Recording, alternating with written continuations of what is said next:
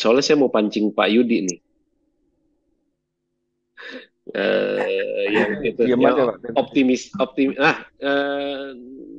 Naik naik satu. Satu lagi. Nah ini. Nah, Pak Yudi, Ya, gimana sebagai ahli pergudangan, pengalamannya gimana mengenai optimisasi kayak yang ada di sini nih? eh, susunan. Ah, iya, ya pengaruh sih ya susunan di tir-tiran ini apa palet. Pernah ada ini dulu di kerjaan yang lama untuk merubah karena dia menggunakan robot. Kebetulan dia menggunakan maklun tuh. Kalau teman-teman biasanya ngomong maklun, tapi kalau saya di Hens itu ngomongnya kopek, kopeker ya. Iya, Jadi betul. sama aja sih sebenarnya gitu loh. Sama aja. Biayanya jujur aja mahal ternyata. Jadi sekedar merubah menambah satu tir aja itu bisa sampai minta biayanya hampir 100 juta. Karena dia menggunakan robotik ya. Oh, oke oke oke Itu. oke. Ya, Itu ya. penyusunan di palet menggunakan robotik. Tapi memang kalau tir-tiran itu kalau bisa dibuat lebih rapat, lebih banyak, otomatis akan efisiensi di penyimpanan. Nah, penyimpanan tuh. Case-nya seperti yang project yang di Batu Ceper. Dari vendor MMI-nya, yaitu MMI-nya ya, itu kan 25 karton per palet. Itu bisa dibuat lebih solid dengan menggunakan namanya plastik strapping band. Dia seperti tali plastik ya, bisa dipakai berulang-ulang. Susunan itu berubah menjadi 30 karton per palet ya. Dan itu tidak gampang roboh. Itu salah satunya gitu loh. Karena kalau ngikutin standarisasi dari MMI-nya, ada sela yang cukup gede gitu loh. Karena satu tirnya dia 5, ya kan? Kita tambahin satu lagi, jadi satu tirnya jadi 6. Pakai apa namanya Pak Yudi? Strapping band. Strapping band. Oh, Nah, dia kancingannya dia ada ini, seperti ini Pak Aje, teman-teman yang lain. Seng. Kalau kita beli produk di toko, dia kan pakai klem-kleman tuh. Ya pakai seng Pak. Ya, Menggunakan seng pakai bisa. seng. Mm-mm, Kalau saya mm-mm. menggunakan plastik, Pak Rian, Iya. gespernya lah sebutannya Ya, tinggal gesper ya. ditarik ya. Mm-mm. Tinggal ditarik. Tinggal ditarik manual bisa, menggunakan Mm-mm, alat bisa, Ya. ya mm-mm. kan? Dan talinya bisa dipakai berulang-ulang. Tapi memang talinya ada dua macam. Ada tali yang komposisinya eh, campuran dengan kertas, ada yang Ya. murni plastik, Kayak serbuk gitu loh. Pak kalau dipotong. Jadi kalau yang murni plastik di saat kita tarik itu nggak gampang putus. Ya. Nah, kalau yang dia gabungan campuran dengan apa dengan kertas Serbuk. tadi itu gampang putus. Ya, jadi udah pernah ngalamin tuh. Sayang kalau yang ini harus yang murni plastik. Namanya strapping band, Pak Aji. strapping band itu yang itu nggak sih kalau kita beli oleh-oleh? Yang Iya, kuning, hijau Ya itu kan. itu ya. benar. Oh, itu ya. Hmm, Itu. Oh biasanya ya, oke warnanya oke. kuning kalau nggak hijau. Nah, Iya. Kalau ke ininya mana 15 mili ininya beli yang lebarnya. beli oleh-oleh di mana ya? Misalnya di mana sih? Kalau Semarang itu beli ikan bandeng gitu, Bandeng, taruh di ya, kotak, nanti di strap gitu ya. Oh itu ya. strapping Burudi, band namanya. Burudi Oke. Pak. Itu namanya Ya strapping Burudi, band. ya Burudi, ya ya. Ya. Oke oke. Kalau Pak Yudi kalau yang baru itu pakai Strapping nggak band. pakai nggak pakai ini Pak, langsung pakai mesin. Jadi nggak perlu Ya, di tak klaim ini. langsung kayak dilas gitu. Ya, Ya, kalau kita kan agar bisa dipakai berulang-ulang Pak Iya, Rian. iya betul. Ya gitu loh. Maka menggunakan gesper. Ya, Gitu loh. Gespernya ada yang murah, gampang patah. Ada yang plastik yang tebal. ya, Nah, itu bukan plastik yang patah, tangan kita yang pegel nariknya. Itu ya, karena manual. Dan itu bisa ya, dipakai berulang-ulang. ya. Itu akan sangat efektif dan efisien untuk penyimpanan, apalagi kan melakukan block stack ya, penyimpanan block stack agar nggak goyang itu. Saya nanti ini deh, saya buat postingan biar tahu strapping band itu gimana, Asik. bentuknya, susunannya seperti Mantap. apa ya. Asik. Itu untuk teman-teman yang menggunakan penyimpanan block stack, itu penting banget. Kalau kita menggunakan plastik wrapping, mahal Pak Aji. Costnya mahal Pak. Plastik wrap itu mahal. Sekali Mahal pakai banget. buang itu, Pak. Iya Pak Iya, Budi, ya sekali kan? buang. Iya. Dulu Sekali pernah pakai pakai sih buang. Pak strapping band itu, cuman kita pakainya yang mesin itu, ditarik mesin, dilem, terus sekali pakai juga. Nah, sayang Pak, ini kalau ini bisa pakai berulang-ulang. Nanti saya buat postingan deh. Bentuknya seperti apa, talinya gimana, susunan di paletnya seperti apa. Cuma ini Ada Pak, contohnya langsung. tarikannya jangan terlalu kuat, nanti penyok itunya, boxnya. Iya, kalau Iya. saya pernah pakai di ini Pak Rian, Iya. pakai di keramik dulu. Kalau keramik harus kenceng. Iya. Ya, kalau keramik harus kenceng. Kalau yang ini kemarin, ya cukup sekuat tarikannya Buatan aja. manusia. Udah cukup. Kalau pakai mesin ya pasti penyok, ya, pasti penyok. Pak Tama udah sempat lihat kemarin, udah kita tunjukin, gitu. Nanti kita buat postingan dah. Karena kalau diobrolin begini, mungkin nggak dapat gambarannya. Karena nggak ada Tarinya seperti itunya, apa? gambarnya gitu. Yang mesin ada settingannya juga loh Pak. Bisa disetel mau strength-nya berapa. Kalau saya nggak salah sih Pak. Ya, ada. Ya kalau pakai mesin Pak Budi. Kalau kita kan Iya, manual aja manual, nih. betul. Manual aja. Mesinnya seharga motor itu Pak. Iya, Kenapa? mahal Pak, 40-an Mesinnya juta seharga Pak motor. sekarang. Kalau yang bos itu mahal Pak. Plastik wrap mahal, jujur aja ya. Mahal, apalagi kalau manual nggak kenceng, ya kan? Sayang Pak. Sayang. Nggak dipakai lagi. Dan nggak bisa dipakai lagi, gitu. Tunggu aja lah, nanti kita buat postingan ya. Oke, saya like.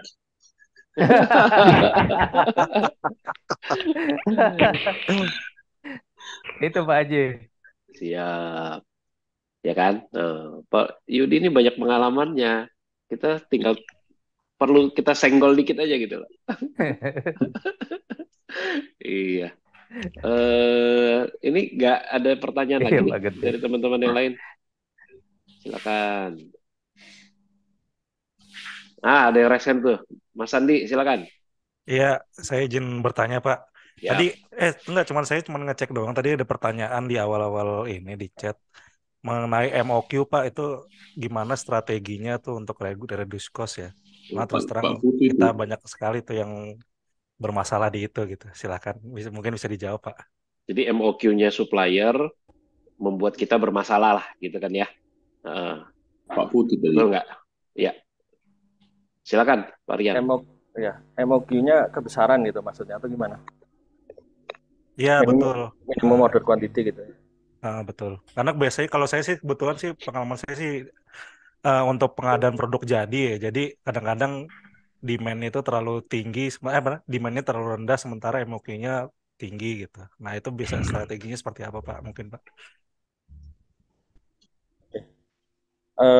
Bisa juga gini Pak. Misalnya MOQ-nya tinggi ya. Kita tanda kutip nitip barang lah di sana. Kita beli misalnya 500 gitu ya. Nah itu kirim ke kitanya parsial, itu bisa juga sih. Jadi nggak mesti harus sekali kirim. Ini tinggal kesepakatan dengan si vendor. Jadi kayak PO blanket mungkin ya. Jadi order 500 gitu ya. Atau bisa juga MOQ-nya, tapi resikonya harga akan dinaikkan oleh mereka. Kalau MOQ-nya kita minta turun, biasanya harga akan naik gitu. Kalau MOQ-nya nggak bisa diapa-apain ya kita beli, cuma tinggal diatur pengirimannya aja. Pak, ini nanti dikirim ke kami misalnya seminggu sekali gitu ya. Karena mungkin barangnya akan jadi stok di tempat Bapak gitu kan, nggak ada tempat dan lain sebagainya. Itu sih. Tapi Pak Aji atau Pak Rama mungkin mau bisa nambahin, Pak. Karena MOQ agak ini ya, agak sulit untuk diotak-atik biasanya. Kalau nggak naikin harga atau biasanya sih ini, mohon maaf, ya, nambahin sedikit ya Pak. Ya, silakan Pak Budi. Ya, jadi biasanya sih kalau dulu di yang biji plastik ya, kita ambil misalkan dari Lotte atau Titan, kita ada kontrak harga. Misalkan selama 1 tahun dengan MOQ-nya berapa, kita bisa atur tuh Pak harganya selama 1 tahun tidak ada kenaikan, MOQ-nya tetap dan pengirimannya bisa parsial Pak. ya itu. Kira-kira sih seperti itu. Jadi selama 1 tahun kita periodenya tergantung juga sih Pak. Kadang kan karena komoditi ya, biji plastik ini kan harganya juga terkait juga dengan harga minyak ya sama dolar. Nah itu biasanya ada periode misalkan 3 bulan atau berapa bulan kita kontrak harga dengan MOQ tertentu, kita bisa nitip simpan dulu ataupun kita bisa atur nih pengiriman ke gudang kita mau berapa, misalkan seminggu sekali, 2 minggu sekali, seperti itu. Ikat dengan kontrak ya Pak ya harganya ya? Iya, ada kontrak biasanya. Iya, kalau saya sih justru ngelihatnya MOQ ini justru salah satu strategi untuk saving cost ya, cost reduction. Ya kan, daripada kita. Jadi gini, kalau memang kita demand-nya kecil, ya nggak tidak bisa berbuat apa-apa ya selain yang mengatakan ya udah deh kita nggak beli segede MOQ, ya kan, dengan resiko harga lebih tinggi tapi kan nggak overstock, ya kan. Nah itu tadi kan cost management, cost optimisasinya kan di situ kan. Jadi jangan sampai wah MOQ-nya 5.000, kita butuhnya 2.000, udahlah beli 5.000 aja nanti pasti dipakai. Nah, tapi kan cost warehouse-nya tinggi, barangnya rusak gitu kan. Nah itu yang harus kita justru ketika kita mengatakan kita butuhnya banyak, kita punya volume yang cukup tinggi, MOQ ini salah satu strategi untuk reduce cost. Itu tadi, ya kan? Saya dengar tadi Pak Rian mengatakan, dan Pak Budi juga, ya kan? Ngambilnya parsial, gitu kan? Artinya tidak memberatkan warehouse kita. Bisa nggak kita ambilnya parsial? Nah, MOQ ada satu hal, negosiasi seperti itunya tadi yang membuat kita mereduce cost, ya kan? Bisa nggak kita ngambilnya parsial? Bisa nggak kita ikat dulu nih supaya 1 tahun kita ngambilnya sekian, harganya sekian. Nah, itu sih sebenarnya. Jadi bisa dilihat sebagai suatu masalah, bisa dilihat sebagai suatu opportunity, ya kan? Masalah ketika demand kita kecil, ya kan? Tapi kalau demand kita kecil ya sudah, nggak usah lihat MOQ deh, mau mahal-mahal lah gitu loh, ya kan? Daripada overstock, inventory dan lain-lain kan. Nah, tapi ketika volume kita ada cukup, nah yuk kita negosiasi MOQ-nya mau di angka berapa dan strategi ya tadi itu titip di dia terus ngambilnya parsial gitu. Terus gini, tapi harus kita bedakan MOQ dengan minimum order. Ya, nah ini kadang-kadang dua hal yang berbeda tapi kadang-kadang salah kaprah, ya kan? Minimum kalau MOQ berarti Pak Rian, correct me if I'm wrong ya. MOQ ini biasanya kelipatan, ya kan? Kalau MOQ-nya 5.000, berarti 5.000, 10.000 gitu ya? Ya, bisa jadi begitu nggak? Atau bisa, minimum, Pak. Kalau minimum order atau sama aja, coba. Kalau menurut saya sih sama aja sih. Sama ya. 5.000, terus kita ordernya 5.001 gitu. Yang mungkin kalau ada kaitannya sama packing standar sih Pak. Ya, nah itu apa ya istilahnya ya? Kalau yang kelipatan itu ya? Sailing Pak. Sailing namanya. Sailing. Jadi kelipatan. Jadi gitu ada kan? Kelipatan. Jadi memang pada di vendor tertentu memang MOQ sama dengan sailing gitu. Karena terkait dengan beberapa hal tertentu, misalkan running mesinnya mereka itu sekali satu batch itu sekian gitu. Atau dengan terkait dengan transportnya mereka. Mereka paling kecil adalah ankle gitu. Jadi minimalnya segitu. Jadi kadang-kadang patokannya mereka bisa berbeda-beda gitu. Jadi ada MOQ yang sama dengan sailing, ada yang MOQ itu lebih besar daripada ceiling. Ceiling bisa Ya, sampai 10 lah dan sebagainya. Itu sih. makanya kadang ada yang mengatakan, oke, MOQ 5.000 gitu kan. Hmm. Kalau kita pesan 5.001 gimana? Ya udah harganya segitu. Tapi ada juga kalau 5.000 harga 5.001, 5.000 pertama harganya ini. Kalau satu ini berarti harganya beda gitu kan. Hmm. Nah, itu Ya, makanya harus hati-hati dengan itu. Nah, ini ada yang bantu jawab nih, Pak Madan nih. EQ. equivalent quantity. Nah, Enggak itu. Mungkin ya. mungkin juga. Mungkin enggak Intinya, ya.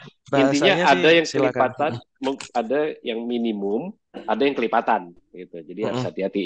Itu bagian dari negosiasi juga, gitu kan ya. Itu ada Kalau pertanyaan yang dari agak saya agak izin sensitif ya. Mas Rian dari Ya, pertanyaan Mas Sandi, kalau demand-nya kecil, kalau saya malah bukan dari cost reduction-nya, coba dari sisi bisnisnya. Kenapa dengan demand kecil itu dipertahankan? Apakah memang menyimpan profit yang tinggi karena mungkin by design atau sesuatu yang memang itu menjadi strategik penjualannya kita atau apapun itu, atau cuman sekedar kita memaintain aja. Ah, yaudahlah biar nggak kosong aja. Lebih ke arah situ dulu sih sebenarnya. Demand kecil kenapa dipelihara gitu. Ada fokus di mana strategik bisnisnya gitu. Baru kita ngomongin, oh karena ini. Oh, berarti baru kita pikirin cost reduction-nya bagaimana ya gitu. Atau oh, ini strategic item kita kok. Nah, kalau memang begitu, oke. Berarti kalau emang itu strategic item penjualannya kita, finish good-nya kita, oke. Berarti memang harus di-maintain dengan harga yang spesial. Seperti itu. Arahnya bisa beda gitu. Memang dalam baseline atau general untuk meningkatkan profit nggak selalu meningkatkan nilai harga jual gitu. Bisa juga menurunkan cost atau expense-nya kita gitu kan. Tetapi untuk hal-hal tertentu tadi ya demand-nya kecil itu kenapa gitu. Atau memang kita scope market demand-nya kita memang segitu atau bagaimana gitu ya. Sekali lagi dipertimbangkan lagi dalam skala bisnis yang cukup apa namanya komprehensif. Ya semuanya dari marketing, produksi, purchasing semuanya harus dilihat lagi. Kita patut nggak sih mempertahankan dengan demand yang kecil gitu? Itu aja sih.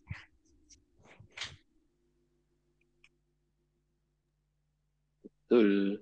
Oke.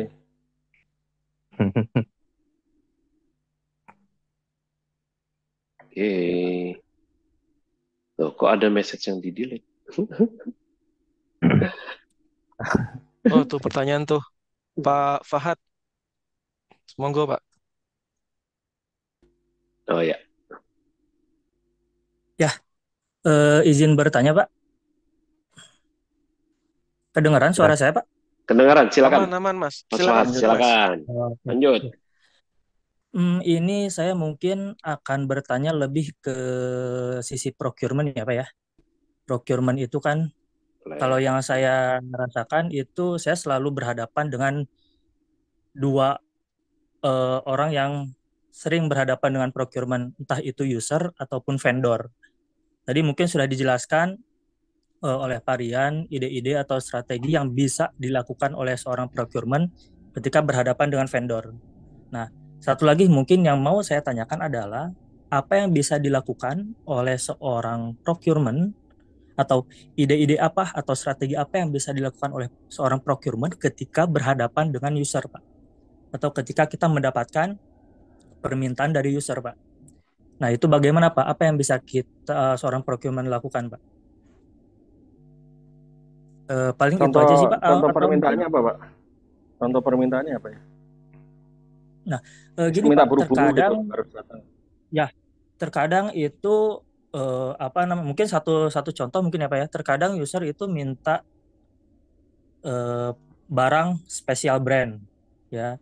Nah, mau nggak mau kan seorang procurement pasti harus mencari perbandingan lah, atau mungkin ya perbandingan lah. Nah, terus ternyata ada salah satu brand lain yang di luar permintaan dari user dengan kualitas yang sama, tapi dengan harga yang mungkin itu bisa kita saving cost-nya gitu.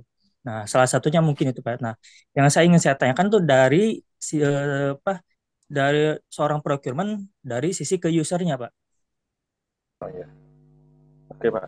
Mungkin pertanyaan saya jelas atau gimana, Pak? Saya coba jawab ya, Pak. Boleh, Pak. Jadi memang user itu kadang, nah ini Nih, kadang nggak mau tahu, Pak. user Nomor tuh barang. maunya ini, Iya. BCM, bagus, cepat, murah. Udah, itu aja pokoknya pasti. Nah, ini juga menarik nih, Pak Bayar Rian belakangan. sebagai apa namanya, praktisi procurement juga gimana nih menyikapi bagus, cepat, murah permintaan user nih? Ya, biasanya sih kita tentukan standar, Pak. Misalnya untuk barang-barang yang katakanlah kayak ATK gitu ya, sehari datang ya oke lah. Tapi kalau barang-barang yang kita mesti cari atau barang-barang proyek itu bisa ditentukan harinya, 3 hari atau misalnya 1 minggu atau lebih dari itu ya kalau lead time-nya lebih panjang. Nah, tinggal ya posisi kita gimana gitu, maksudnya berani nolak enggak gitu permintaan user. Kadang iya-iyakan aja kan, kalau memang banyak user yang nggak mau tahu gitu. Mereka nggak punya planning sih sebenarnya, bukan nggak mau tahu, mereka nggak punya planning. Mereka nggak punya planning untuk pengadaan barang, kapan harus datang, maintenance-nya nggak bagus, jadi nggak punya spare part. Jadi akhirnya semua serba dadakan gitu.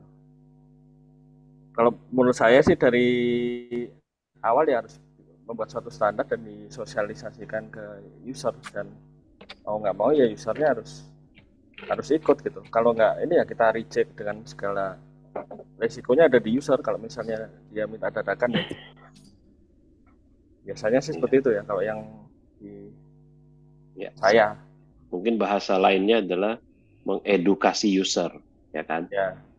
Karena user itu kadang-kadang dia pikir yang dia lakukan sudah benar, padahal itu sebenarnya merugikan seluruh perusahaan, seluruh ekosistem perusahaan itu rugi sebenarnya. Jadi ketika si procurement tidak bisa memenuhi keinginan dia itu, dia pikir ya yang bikin rugi perusahaan itu procurement. Padahal dengan cara dia yang tidak teredukasi itu sebenarnya membuat perusahaan ini rugi gitu, nggak bisa dapat murah, nggak bisa cepat, nggak bisa bagus gitu loh, ya kan? Ya, seperti nego. Yes. Setuju, Pak. Jadi procurement itu selain nego sama supplier juga harus jago nego ke user. Ya, Pak Budi, silakan Pak. Iya Pak, menambahkan Pak, saya dulu pernah Pak, ya jadi kan kalau saya kan di spare part pernah pegang juga Pak. Biasanya sih saya sebelum saya ajukan ke procurement, saya tanya balik lagi ke user, ini benar-benar spesifikasinya seperti ini. Nah nanti biasanya dari procurement info ke saya, ini ada 3 opsi nih, ini dengan yang diminta harganya lebih mahal, atau second brand yang kualitasnya mendekati, fungsinya sama. Nah, itu biasanya nanti saya negosiasi nih Pak dengan user-usernya terus seperti apa. Nah, kadang ya mereka tidak bisa menerima. Tetapi iya demi efisiensi, kadang saya tembusin ke atasan saya ataupun ke direktur produksinya. Oh, ini seperti ini, Pak. Ini fungsinya sama, terus kualitasnya juga mendekati. Nah, kenapa kita harus pilih yang mahal? Ya, itu ada penekanan sih Pak di situ. Memang agak sedikit otoriter sih Pak, karena saya dulu sering ngalamin ada permintaan pembelian, kita nggak cross check, kita nggak ini, kita beli, main beli-beli saja. Ternyata yang dibeli ini overspec, terus harganya mahal, jumlahnya juga tidak sesuai. Kebutuhannya cuma 1, kadang mintanya 5. Pas kita cross check loh, yang 4 buat apa? Untuk spare. Nah, padahal itu kan barang-barang yang sebenarnya masih mudah untuk didapatkan.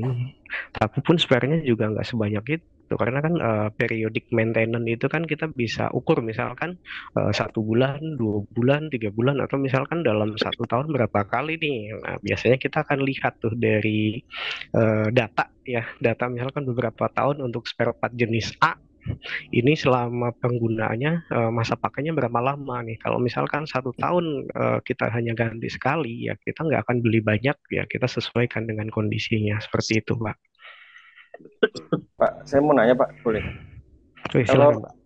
Budgetnya di spare part apa di usernya Pak? Kalau budget itu biasanya sih kan ada budget maintenance tahunan biasanya ya Pak. Kan kita sudah budgetkan berapa. Tapi kalau misalkan itu non budget, kita akan lihat perbandingannya Pak, dari yang user ajukan dengan real di lapangannya berapa. Kalau misalkan bisa lebih murah, kita akan pakai yang real lapangannya seperti itu. Ya kadang user itu suka karena ya budgetnya ada di mereka gitu. Saya punya betul budget ya sih Pak. suka saya gitu kan mau beli Betul, 10, cuman mau kan beli 100. itu tadi yang rediskusnya kan nggak akan tercapai. Jadi misalkan budget kita memang besar, misalkan di angka 1 M untuk perbaikan.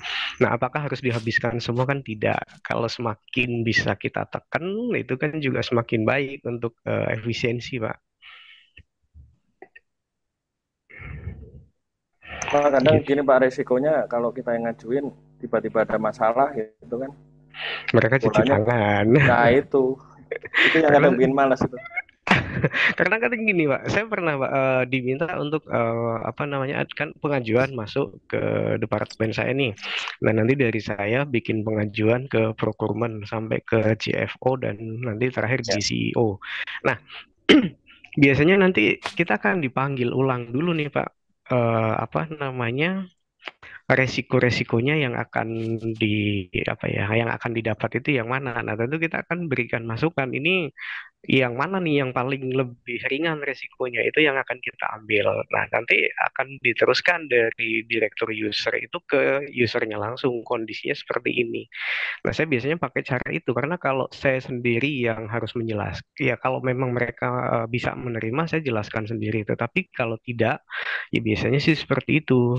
Karena kalau tidak, itu akan jadi beban di kita, Pak. Karena pernah ada beberapa ya, kita misalkan ada pengadaan multijet Pak. Nah multijet itu maintenance itu pergantian sekitar 5 tahun. Nah, dari tim engineering minta beli 3. Saya katakan loh kenapa harus 3? 1 untuk yang dipasang, 2 untuk cadangan. Ya akhirnya saya nggak mau ajukan itu sampai meeting. Akhirnya disetujui ya beli 1. Nanti setelah 1 tahun dievaluasi baru dibelikan lagi untuk sebagai spare 1. Seperti itu sih Pak. Ada yang ngerasain itu Pak. Ya, thank you ya Pak Budi. Makasih Pak. Sama-sama Pak. Iya, Mas Iqbal silakan. Ya, terima kasih Pak. Ini saya mau menanyakan terkait vendor yang dia itu istilahnya jadi pionir di bidangnya. Nah, itu kadang kan si vendor ini sudah dia jadi besar, sudah jadi pionir, kadang melakukan untuk servisnya ke customer itu seenaknya sendiri. Seperti lead time, dia bilang lead time 1 minggu, ternyata sampai 1 minggu nggak dikirim, molor. Ditanya kenapa kok bisa molor lead time-nya, ya karena shipping, kemudian ternyata ada kesalahan chat data, gitu-gitu. Dan itu beberapa kali terjadi sih. Nah, kita sendiri mau cut vendornya juga susah karena dia pionir dan barangnya masuk ke kita itu specialty. Nah, mungkin ada rekomendasi strategi untuk menghadapi vendor-vendor yang seperti ini. Nah, Oke Pak, berat juga. Kalau makin malam makin berat pertanyaannya. Ini sebenarnya udah di luar konteks cost reduction ini. Iya, ini udah negosiasi nih kayaknya nih. Udah ke arah vendor management. Iya, gitu. Benar. Di dalamnya ada negosiasi. Iya, gitu. Betul. Gitu. Jadi nggak apa-apa, sekilas Pak Rian, mungkin sekilas aja. Mungkin ya udah Mas Rian, monggo. Ya, sekilas aja. Kalau saya sih sebisa mungkin memang nggak cari vendor yang monopoli gitu ya Pak ya. Dia satu-satunya di Indonesia. Tapi kalau mau nggak mau ya bisa jadi kita bikin agreement aja dengan mereka. Misalnya mereka harus supply spare part, atau untuk spare part-nya bisa jadi kita stokin aja di awal gitu kan. Untuk yang fast moving kita beli di awal. Jadi kalaupun ada masalah kita nggak perlu nunggu dari mereka. Dan kita punya agreement misalnya suatu saat ada masalah, terus production lainnya kita stop, ya penalti lah atau seperti apa gitu ya. Karena memang agak sulit ya untuk yang vendor yang monopoli seperti ini ya, nggak cuma spare part, kadang raw material juga banyak yang monopoli, mau nggak mau harus beli di situ kan. Karena nggak ada yang lain gitu. Ya paling aman ya kita punya kalau menurut saya ya punya stok gitu. Jadi suatu saat ada problem masih ada spare di kita. Itu Pak. Karena dia Silakan Pak. ya, kemudian dia itu kumpulkan customer-nya, melatih teknis untuk gimana sih cara bisa pakai materialnya mereka. Gitu. Dan itu brand-brand besar itu ngambil dari sana memang kebanyakan. Raw material atau Raw material. apa, Pak? Raw material.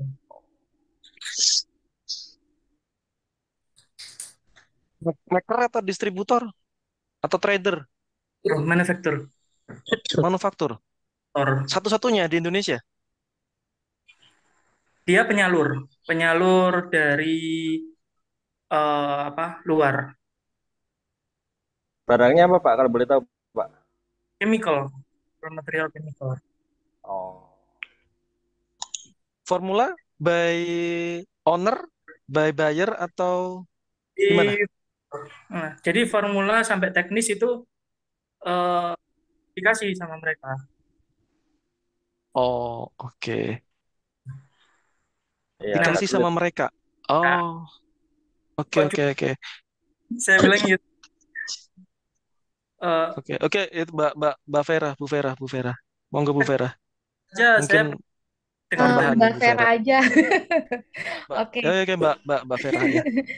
Kebetulan apa yang aku kerjakan sekarang ini memang di vendor management ya, di perusahaan distribusi alat kesehatan, which is memang sih terkadang kita sebagai pembeli, padahal kita beli gitu kan, kita deliver cash ke mereka, tapi secara kita punya bargaining power kita nggak sebesar itu gitu kan.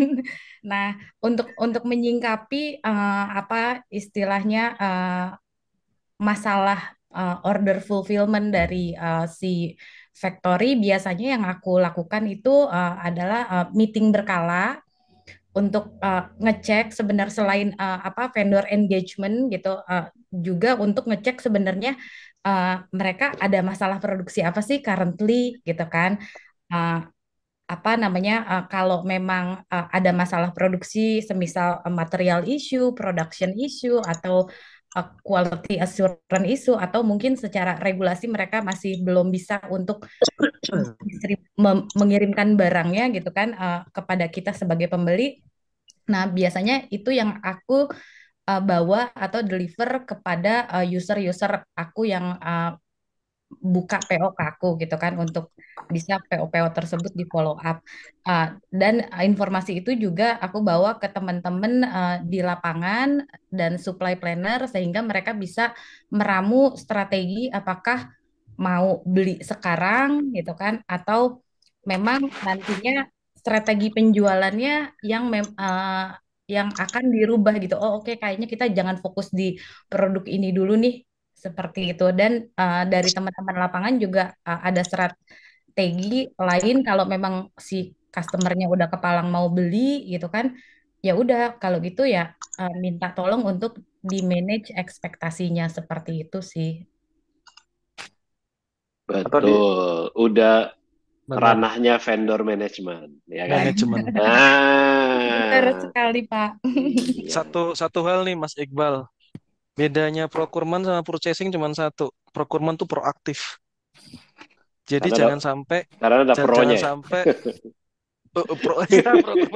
bukan juga sih. Proaktif gitu. Kalau purchasing itu reaktif. Jadi kalau memang kita punya strategic supplier, itu kan saya balik lagi ya, dalam tabel 4 kuadran Klacik matrix itu kan berarti itu kan suppliernya yang paling tinggi. Berarti ada kuadran paling kanan. gitu kan. Itu kalau nggak strategic supplier atau bottleneck supplier. Bedanya apa? Secara profit. Profitnya nendang nggak? Gitu. Profitnya tinggi nggak? Atau value-nya tinggi nggak? Kalau value-nya tinggi, supply risk-nya tinggi, itu berarti strategic supplier. Hati-hati dengan itu.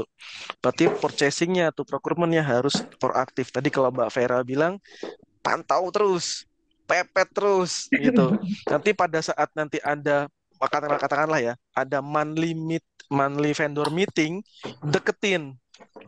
Lu punya problem apa? Kendala lu apa? Progress project ini bagaimana? Oke, quotation lu bagaimana? Kalau gua profit cuma segini, lu bagaimana? Kalau udah strategic item, udah pasti open book.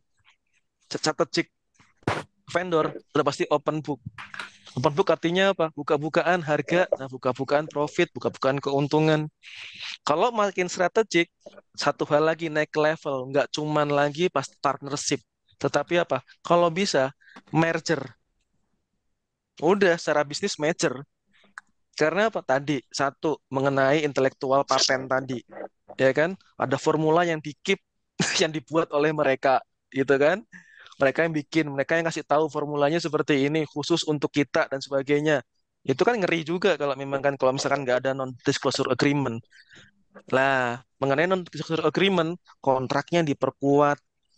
Betul kata Mas Rian tadi. Hati-hati dengan kontrak, klausul-klausulnya benar-benar diteliti lagi. Itu sih.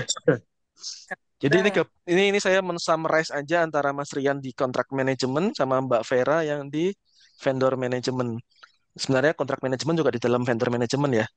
Maksudnya begitu. Dan proaktif tadi. Itu hati-hati. Itu aja sih.